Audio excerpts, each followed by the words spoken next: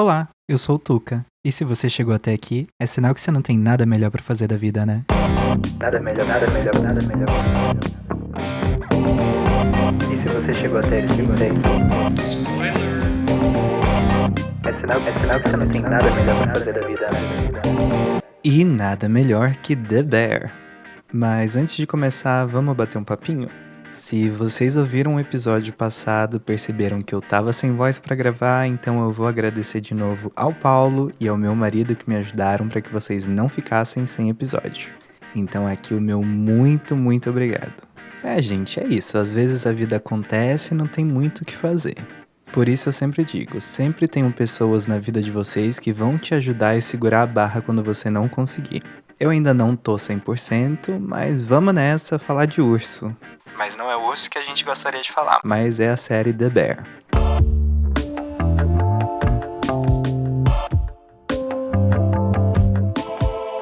The Bear é uma série de comédia e drama de 2022 produzida pelo selo FX da Disney. E atualmente conta com 3 temporadas, todas disponíveis no Disney+. Ela chegou de uma maneira bem despretensiosa, sem muito anúncio, sem um grande elenco, mas logo ela se tornou um grande marco televisivo e aclamadíssima pelos fãs. E não é por menos, é uma das melhores séries de drama da atualidade. Mas The Bear é uma série que te engana. Você acha que vai assistir uma série sobre cozinha, culinária, mas é muito mais do que isso. É uma série sobre traumas, sobre problemas psicológicos, sobre dificuldades, sobre respeito, burnout e mais um monte de coisa. Essa série se enquadra naquela categoria que eu chamo de vida real. Todas as problemáticas trazidas pelo programa são muito reais, muito factíveis e palpáveis. Ela não tenta ser ultra fantasiosa nas situações que ela cria, como Grey's Anatomy, Chicago Fire, 911, House ou qualquer outra dessas séries de drama. E acho que esse é realmente o diferencial de The Bear. Aqui temos situações reais, com problemas reais e diálogos muito reais. E ela não precisa inventar nada, a realidade por si só é cruel, é sádica na maioria das vezes, pelo menos na minha experiência, e não precisa inventar muita coisa para que ela faça sentido. A primeira cena da primeira temporada começa com uma alegoria que a gente só vai entender bem mais pra frente. Nessa primeira sequência, vemos o Carmy, interpretado pelo Jeremy Allen White, em uma ponte libertando um urso que está em uma jaula. Logo ele acorda e percebemos que se tratava de um sonho. Agora são 6 horas da manhã e começamos a ver a rotina caótica dele no restaurante / lanchonete The Beef. E aos poucos vamos conhecendo os personagens e os ambientes caóticos da série. E quando eu falo caótico, não é exagero. Inclusive nos primeiros episódios eu não sabia se eu iria aguentar assistir essa série por causa de todo o caos, todo o barulho, toda a baderna excessiva, mas ela tá ali por uma razão. Ela é o reflexo de várias coisas que aconteceram na vida de cada um desses personagens ao longo dos anos e foram se somando e se intensificando até chegar naquele ponto. E aí reunir todo mundo dentro daquele mesmo teto é certeza de que vai dar problema. Essa série é uma cebola. E quanto mais você vai descascando e retirando as camadas, mais você vai se encontrar viciado e apaixonado pela história e pelos personagens. Logo descobrimos que o The Beef era do irmão mais velho do Carmy, o Michael, que tirou a própria vida sem deixar qualquer bilhete ou aviso ou mensagem, nada. O restaurante está acabado, quebrado e cheio de dívidas, a ponto de nem conseguir insumos dos fornecedores para funcionar direito. O Carmy, que é um chefe de cozinha com uma excelente reputação, passou pelos melhores restaurantes do país e até fora do país. Mas a sua última experiência na cozinha de um restaurante de Nova York não foi tão boa por causa de um chefe meticuloso, exigente e sádico, vivido pelo Joel McHale. É foda quanto uma única pessoa pode acabar com a nossa mente. Eu te entendo, Carmy. Eu te entendo. Depois de assumir o restaurante que o irmão deixou pra ele no testamento, o Carmy e o Burnoutinho, seu amiguinho, precisa dar um jeito de resolver os problemas do restaurante e da sua própria vida, enquanto tenta encontrar uma justificativa para o que aconteceu com o irmão e uma razão para continuar com aquele lugar, para simplesmente não fechar as portas. E ele meio que se apega muito ao sonho do irmão e ao mesmo tempo ao que ele tem paralelamente para tentar não desistir daquele lugar. Resolver os problemas do restaurante é difícil, mas é uma tarefa fácil em comparação a aguentar quem trabalha no restaurante. Cada um deles é muito mais problemático e difícil de lidar do que o outro. E o Carme precisa aprender a navegar por cada um deles, entender como eles funcionam para tentar fazer com que as coisas andem no restaurante. Nesse carnaval de emoções temos a Tina, uma mulher latina de meia idade que já foi muito amargurada pela vida e não gosta de receber ordens. Ela tem o seu próprio jeito de fazer as coisas e ela não gosta do Carme porque ele simplesmente não é o Michael e ela gostava do Michael. Temos também o Abraham, um veterano de guerra que já conta com uma idade um pouco mais avançada, assim como a Tina, e ele se opõe bastante às mudanças. Mas o pior de todos eles é o seu primo Richie, interpretado pelo Ebon Moss-Bachrach, que é um cara mimado, chato, intragável, que faz picuinha com tudo e com todo mundo. Ele é o maior agente do caos nessa série. Ele dificulta e atrapalha tudo. Ele sempre quer brigar por qualquer coisinha que seja e não aceita de jeito nenhum o Carme ou que o Carme mude as coisas, mude o menu, mude a logística, mude os ingredientes, que ele faça qualquer tipo de alteração. Ele é aquele tipo de cara que dá um jeitinho pra tudo. Só que de tanto dar um jeitinho, a vida dele nunca se ajeita. Ele parece uma criança de mais de 30 anos de idade que nunca tomou jeito. E me irrita. Nossa, como ele me irrita. Ele é o pior personagem da história. E não é porque ele é mal escrito, mal atuado, nada disso. Mas é porque ele é simplesmente irritante e ele foi concebido e executado assim. Outro que às vezes me irrita também, mas nem sempre, é o Neil, que é outro crianção. Ele não faz parte da equipe do restaurante de fato, ele é meio que um faz-tudo, um zelador, que tem outros trabalhos além do The Beef, mas ele sempre tá lá por perto. Ele era pra ser o alívio cômico da série, é o personagem estereotipamente tapado que faz tudo de errado, que às vezes é engraçado e outras é só irritante mesmo. Mas, por outro lado, na tentativa de colocar um pouco de ordem nesse caos, temos a Sydney, a personagem da incrível Ayo Edebiri, que é uma jovem chefe que já teve os seus sonhos frustrados. Ela sempre idolatrou o Carme e vê a oportunidade de trabalhar com ele como algo único na vida, uma chance de aprender e crescer, mas ela não estava preparada para a bagunça que é o restaurante. Mesmo assim, ela engole vários sapos e desaforos para poder aprender com ele.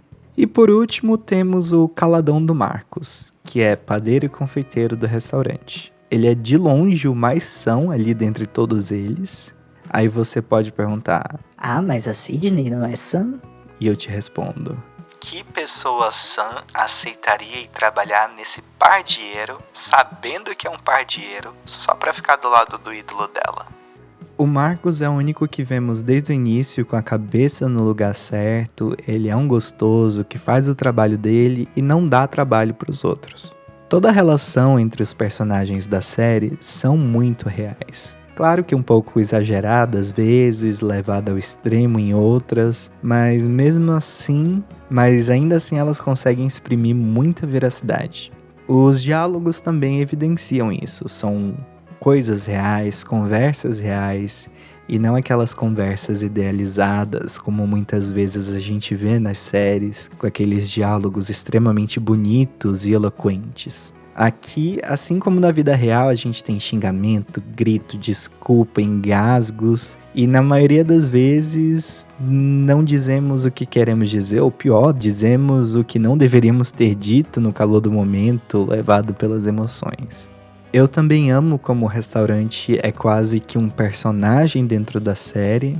Na verdade, ele é uma alegoria, ele é um reflexo da saúde mental do Carme. Toda a desordem, sujeira e confusão refletem muito bem o momento que ele tá na vida por causa do burnout. E ele acreditava que teria uma excelente carreira, mas agora tá quebrado e de volta à sua cidade natal, de volta à estaca zero, cuidando do restaurante do irmão, que nunca deixou ele pisar lá dentro, tendo que vender suas calças jeans de grife para poder comprar carne para cozinhar. Ao longo dessa primeira temporada, nós vemos todas essas problemáticas que eu citei, mas também a iminência de um fechamento do restaurante pela vigilância sanitária, já que a cada inspeção a nota, que não era muito alta, despenca, e por mais que todos ali tentem se desvencilhar dos seus ódios e cedam um pouquinho para tentar melhorar a situação, o pior acaba acontecendo e o restaurante é interditado.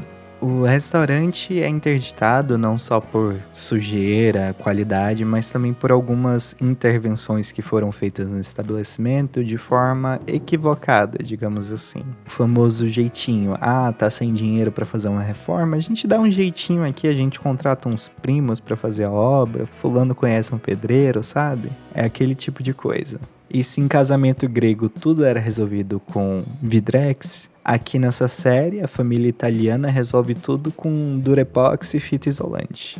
E agora, para tentar resolver os problemas indicados pela vigilância sanitária, o Carme precisa recorrer ao tio agiota para conseguir dinheiro para ajeitar as coisas. Eventualmente eles conseguem reabrir o restaurante e as coisas finalmente parecem dar uma melhorada. O clima dentro da cozinha fica mais ameno, parece que as coisas estão se encaminhando, as pessoas estão se entendendo mais. Até que o final da temporada, quando o Carme vai fazer o almoço da equipe, ele abre uma lata de tomate e descobre o dinheiro deixado pelo irmão.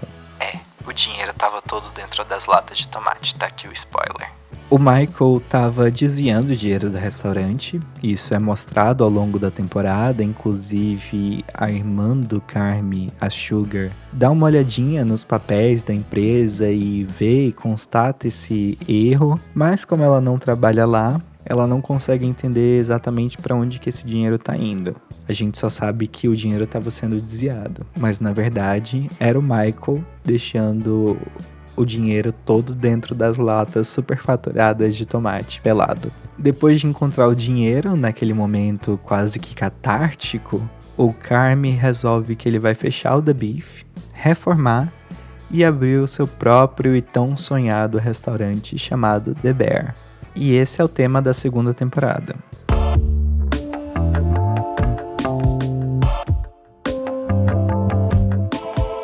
Os sonhos nunca pareceram tão pertos e ao mesmo tempo tão distantes. O restaurante está em reforma, mas todos os personagens estão evoluindo. O Carme está conseguindo aos poucos se reerguer com o auxílio da Sydney e da sua nova namorada.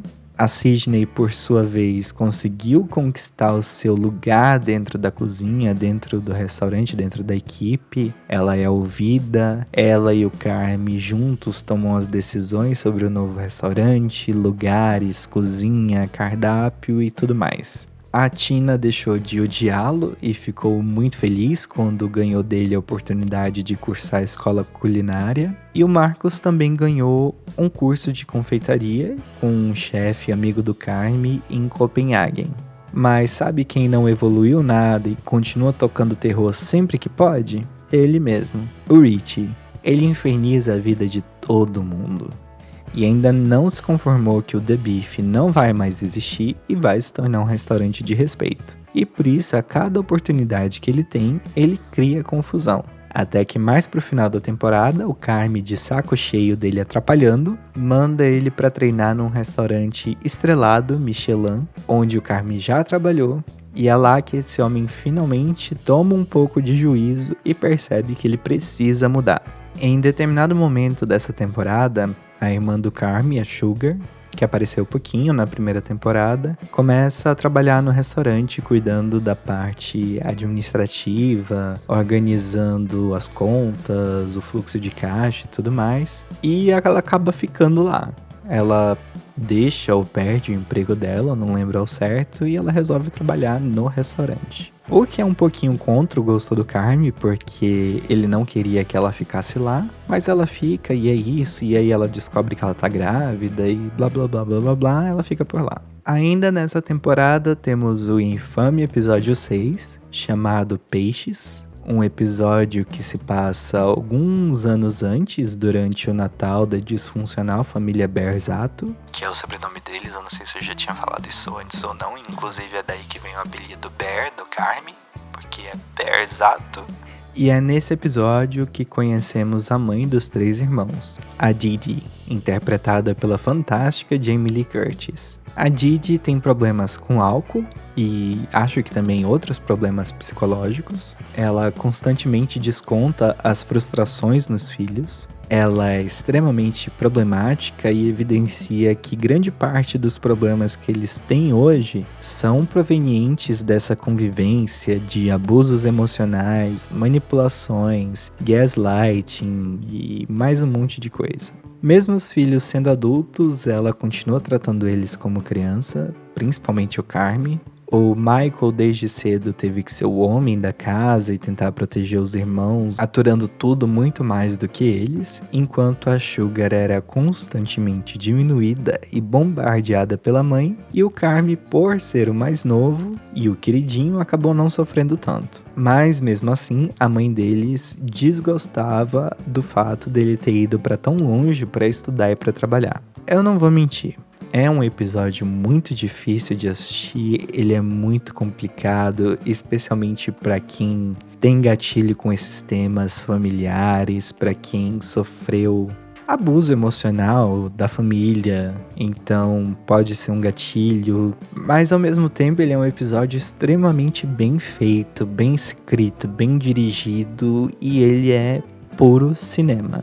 Ele te causa, assim, um misto de emoções muito grande. Ele é triste, ele é incômodo, ele é um pouco cômico em alguns momentos e muito real. Muito, muito bom.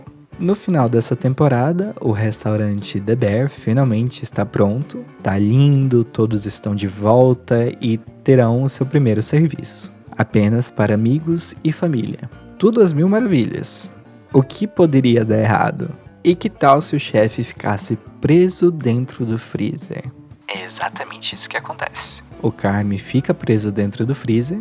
A Sydney, que teria que supostamente assumir o lugar dele, tem uma crise de ansiedade, porque os pedidos estão chegando, tá tudo atrasado. Ele tá gritando e dando ordem de dentro do freezer. O Rich tá gritando ali na cozinha também, tá um caos, todo mundo se esgoelando e ela tendo uma crise de ansiedade. Enfim, caos. O nome dessa série devia ser Caos. Mas no fim eles conseguem resolver os problemas, mesmo sem o Carmy que fica dentro do freezer. Ele também tem um rolo ali com a namorada dele, ele acaba se exaltando e falando coisas que não deveria. Mas eles conseguem entregar o serviço e aí a temporada acaba.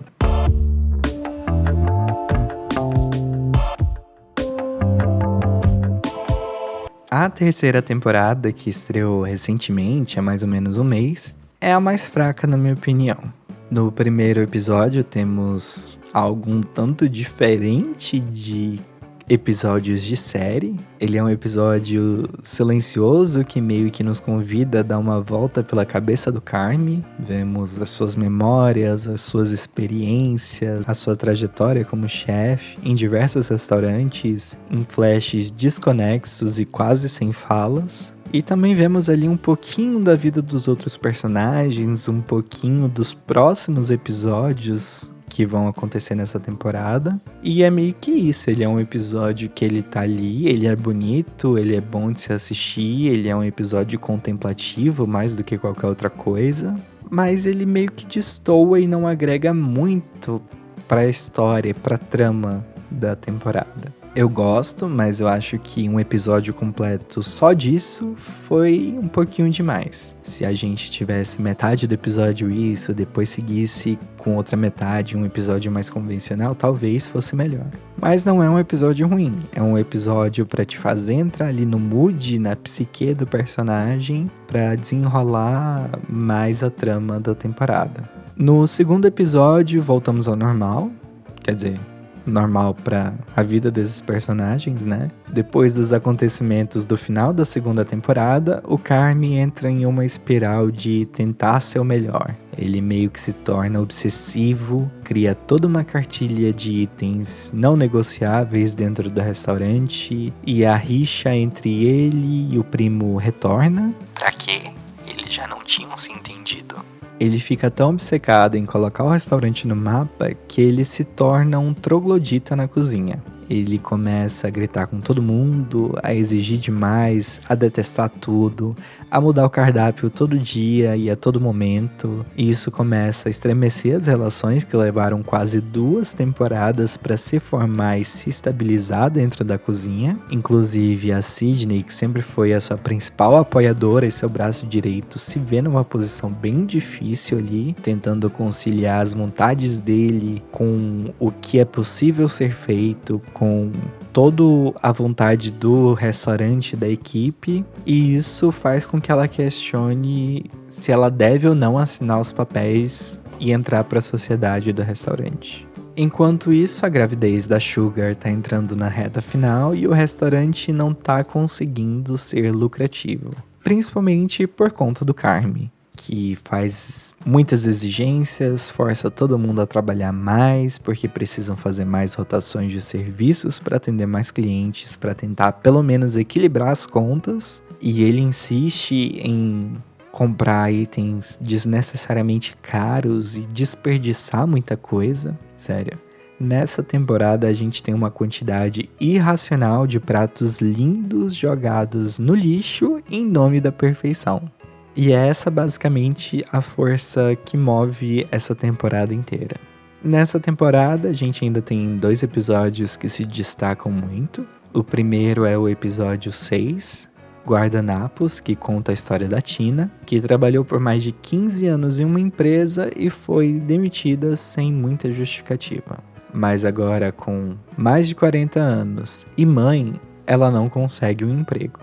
Esse episódio é, na minha opinião, excelente. Ele toca em temas bem sensíveis sobre etarismo, sobre falta de oportunidade, sobre você ser competente para exercer um trabalho, mas as pessoas não verem isso ou preferirem ver outros aspectos da sua vida. E isso me pegou bastante por estar nessa mesma situação. Ele consegue transmitir muito bem as dores e as emoções de quem está passando por isso, de não se sentir bom o suficiente, de ver muita gente bem menos capacitada conseguindo e você não. Ele não tem medo de meter o dedo na ferida para contar essa história e conta muito bem. Inclusive o recurso narrativo que ele usa de mostrar a rotina dia após dia e após dia é bem interessante e bem feito sem deixar aquele sentimento enfadonho.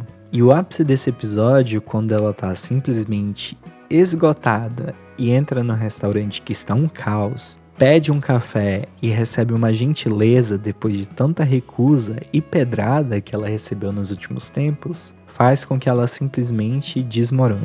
É lindo, lindo, lindo, lindo esse momento. E toda a conversa que ela tem com o Michael ali também é muito emocionante. O episódio é excelente, muito bem feito, mas eu tenho 2 reclamações. A primeira é que eu acho que esse episódio não deveria ter entrado nessa temporada. Eu acho muito válido contar a história da Tina e tudo mais.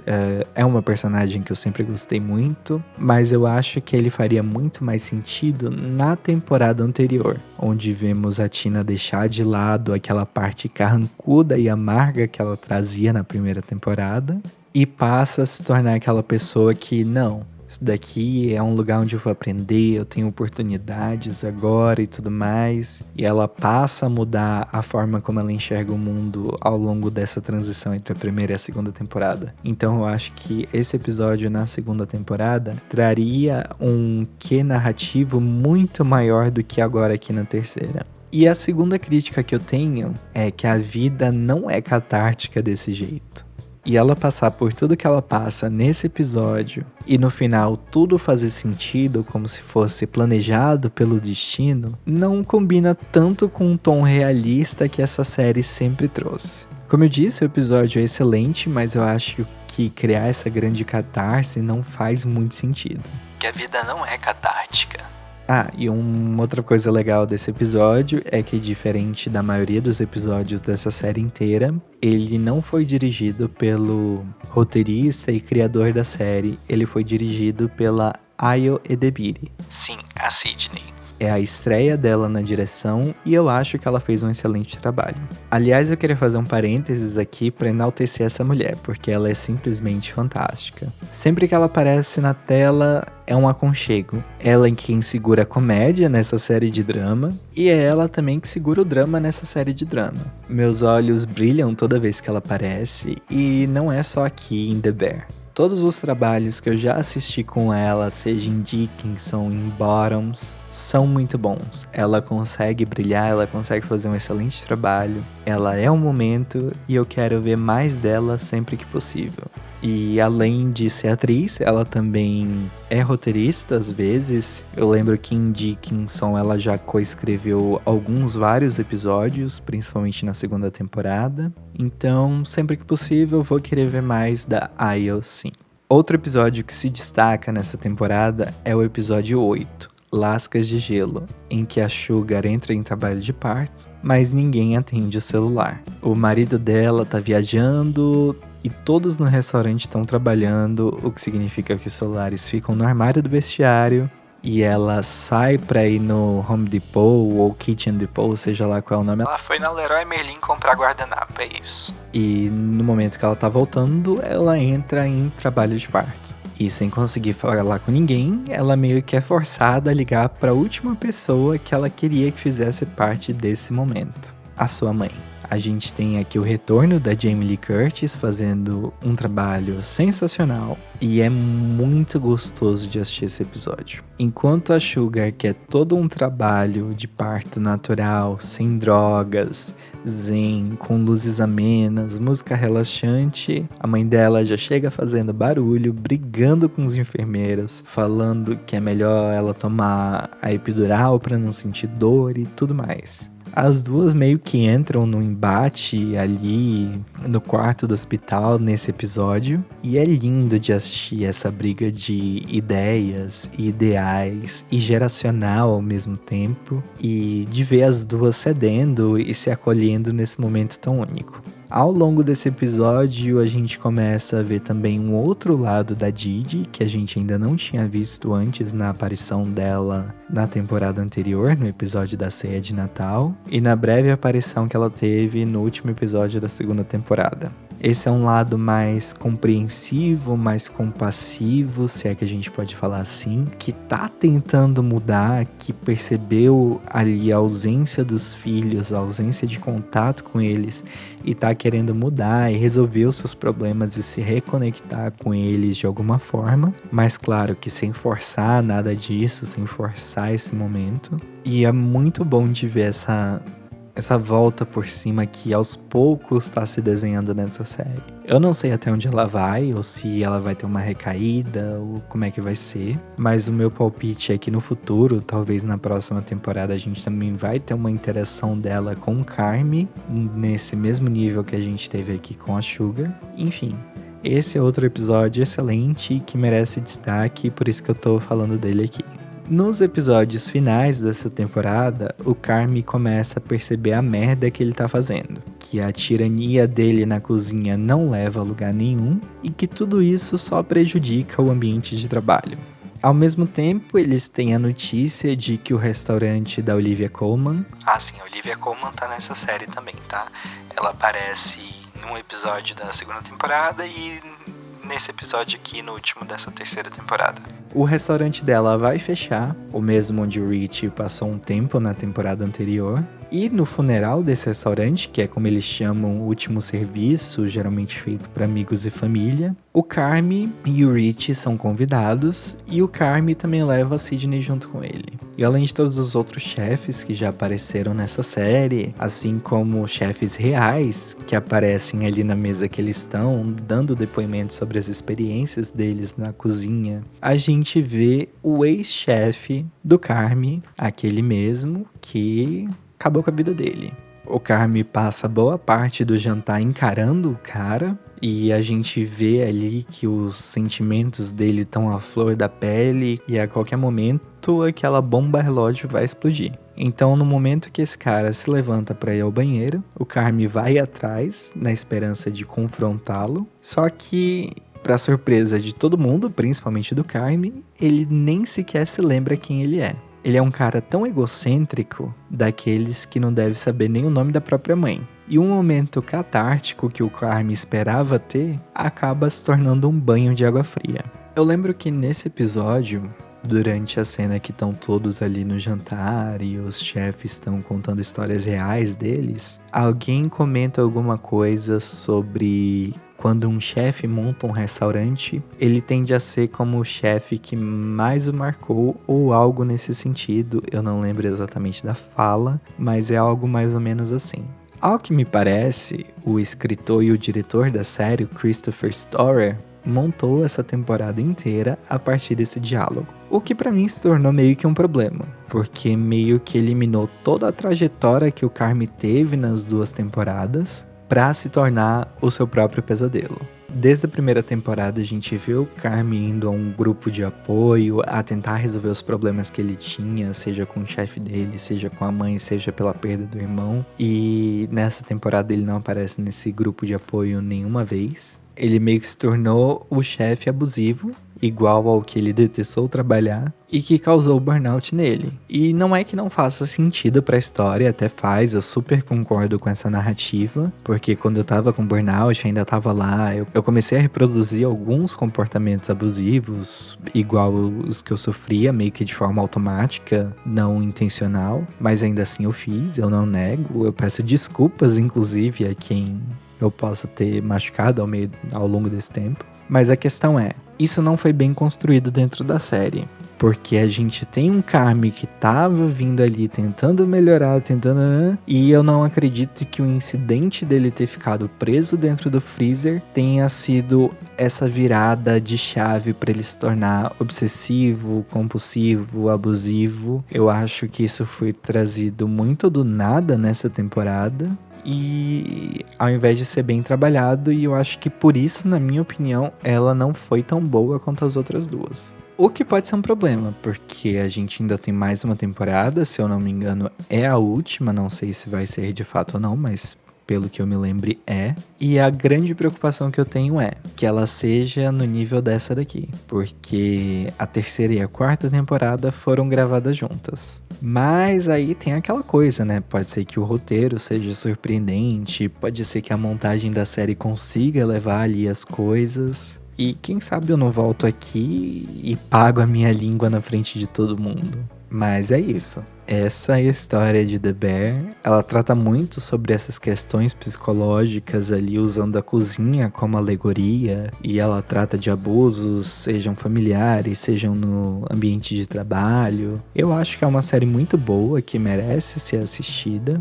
Se você gosta de cozinha, se você gosta de MasterChef, vou meter aqui a fala do Paulo no último episódio, quando ele tava falando de Food Wars. Se você gosta de Food Wars, você pode assistir essa série. Ela tem todo esse lado da comida, mas ela foca muito mais nesses problemas interrelacionais entre os personagens, entre traumas que cada um deles já vivenciou, entre problemas da vida, da família. É tudo muito real, é tudo muito factível, como eu já disse no início. Então, se você gosta desse tipo de programa, essa é uma série que você deve assistir. E se você também não gosta muito desse tipo de programa, eu recomendo tentar assistir e ver o que você acha. Se você não gostar, como eu já falei milhares de vezes, desistir é sempre uma opção.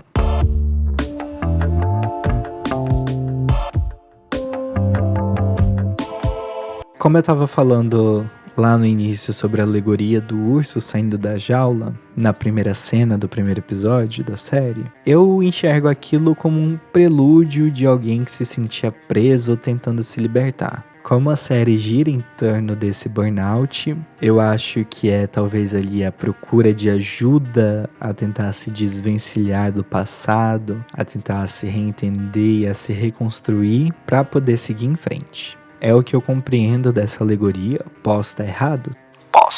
Pode ser também que porque o sobrenome do personagem é Berzat e o apelido dele é Bear, e ele sempre sonhou com um restaurante chamado The Bear, mas aí, se for só isso, eu acho pobre, eu acho uma alegoria fraca baseada em egocentrismo.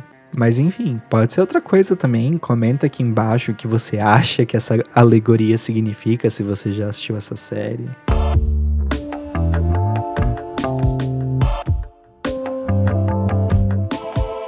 Já como a gente tá nesse tema cozinha, chefes, eu citei aqui MasterChef, vou contar uma história engraçada pra vocês.